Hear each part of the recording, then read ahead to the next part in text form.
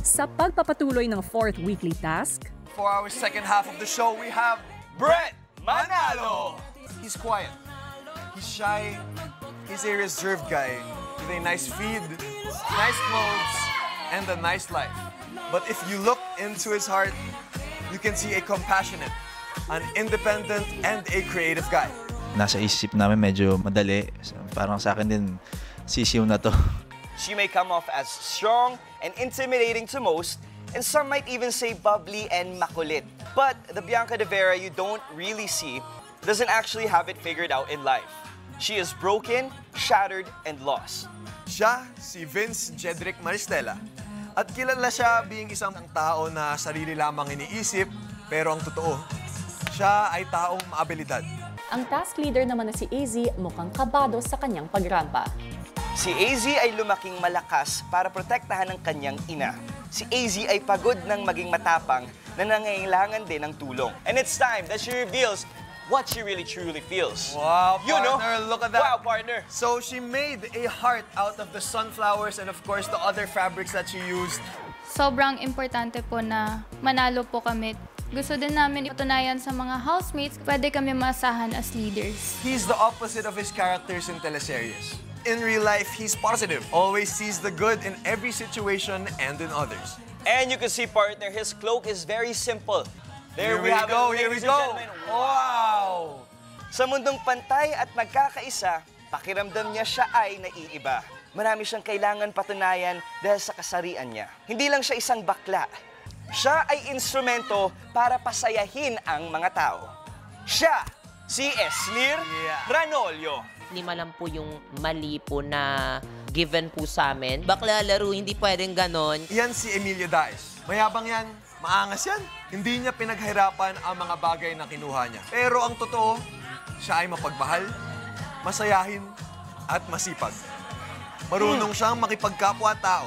Nakita niyo na po ang aming collection or what we can say, what is truly us. Indeed, partner. Grabe ang pinakita ng mga housemates today na galing sa pagrampa at galing din sa pagdesign ng mga damit. And thank you for joining us sa Rampa Up Mar 2025. Pagkatapos rumampa ng lahat, inanunsyo ni Kuya ang naging resulta ng kanilang weekly task. Housemates, para sa inyong weekly task, ang mga pagkakamali ng isang housemate ay ituturing ko lang na isang pagkakamali. Dahil dyan, ang unang grupo ay nagkaroon ng 5 pagkakamali.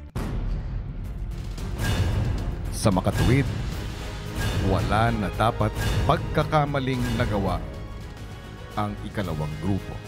Nais kong ipaalam sa inyo ang bilang ng pagkakamali ng ikalawang grupo ay 8. Kinalulungkot ko, housemates, pero hindi kayo nagtagumpay sa inyong weekly task. Very familiar po tong feeling na to.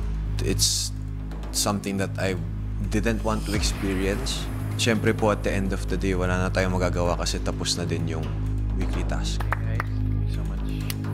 Good job, Bianx. Good job, Leaders! Naiiya po ako dahil nag-fail kami sa weekly task. Hindi ako naging leader that they expected me to be. I'm good daw, pero umiiyak. Thank you.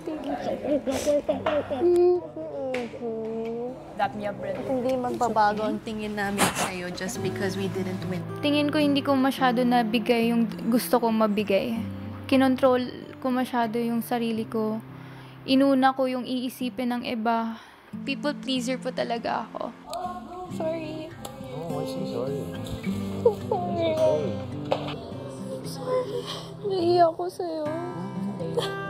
I feel like I failed as a duo. Nasanay ako na lagi na lang nagtatanong sa iba kung anong gusto nilang gawin ko, kung anong feedback nila sa akin. Alam mo, AZ, kung mayroon mang tao na dapat unang magtiwala at magmahal sa'yo, ito ay walang iba kundi ang iyong sarili. Be kind to yourself and embrace your uniqueness. Thank you po, Kuya.